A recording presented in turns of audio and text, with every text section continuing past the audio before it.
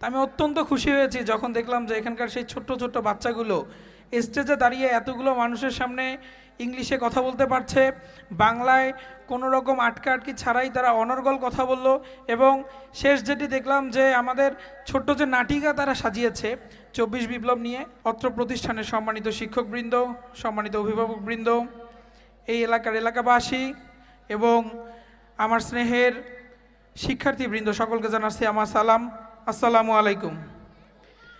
আমি প্রথম থেকে আসার পর থেকে খুব মুগ্ধ হচ্ছিলাম যে আমাদের সমসাময়িক যে শিক্ষা ব্যবস্থা, অন্ততপক্ষে মাদ্রাসা শিক্ষা ব্যবস্থা, এটা এমন ছিল যে মানুষ বিষয়টাকে একটু নেগেটিভলি নিত। নেগেটিভলি কেন? যে বর্তমান সময়ে সবথেকে বেশি যেটা দরকার ছিল যে আরবি শিক্ষার পাশাপাশি বাংলা, ইংলিশ, অঙ্ক, অন্ততপক্ষে আপনার জীবিকা নির্বাহ বা বাংলাদেশের প্রেক্ষাপটে চলার জন্য যে শিক্ষাগুলো দরকার, এটা খুব প্রয়োজন ছিল। তা আমি অত্যন্ত খুশি হয়েছি যখন দেখলাম যে এখানকার সেই ছোট্ট ছোট্ট বাচ্চাগুলো স্টেজে দাঁড়িয়ে এতগুলো মানুষের সামনে ইংলিশে কথা বলতে পারছে, বাংলায় কোনো রকম আটকা আটকি ছাড়াই তারা অনর্গল কথা বলল।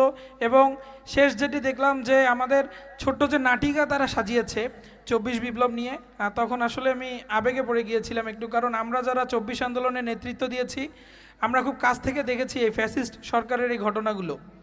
আমি যদি আমার ছোট্ট একটু কথা বলি, আমি আন্দোলনের প্রথম ফেজে ঢাকাতে ছিলাম।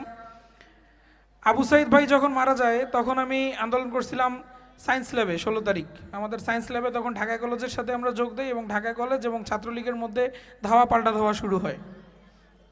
তা আমরা তখন দেখি যে হঠাৎ করে একটা ভিডিও ভাইরাল হয় যে আবু সাইদ ভাই ২ হাত বুক পেতে দিয়েছে এবং পুলিশের গুলিতে সে শহীদ হয়। ভিডিওটা মুহূর্তেই বাংলাদেশে ছড়িয়ে পড়ে এবং এই রংপুর থেকেই এই আন্দোলনটা অন্যদিকে সম্পূর্ণ টার্ন নেয়। ওই ভিডিওটা দেখে ও জায়গাতে বসে কান্না করছিলাম, মানে চোখের পানি কোন দিক দিয়ে পড়ছে নিজেও বুঝি নাই। আর তখনই আর কি প্রতিজ্ঞাবদ্ধ হয়েছিলাম যে এটার আমরা শেষ দেখে ছাড়বো ইনশাল্লাহ। আমি নিজেও এই এলাকার সন্তান, আমার বাড়ি জলছত্রে। তা এলাকার সন্তান হিসাবে এই এলাকার জন্য যদি কিছু করতে পারি, এটি আসলে আমার জন্য অত্যন্ত গর্বের এবং খুশির কারণ। যেহেতু এই মাদ্রাসা আমার এলাকার মধ্যেই পড়ে, আমার ওয়ার্ডের মধ্যেই, এবং সেই সাথে এই মাদ্রাসার যিনি প্রধান তিনি আমার একদম রক্তের সম্পর্কের আত্মীয়, আমি আমার জায়গা থেকে সর্বোচ্চ চেষ্টা করব ইনশাল্লাহ।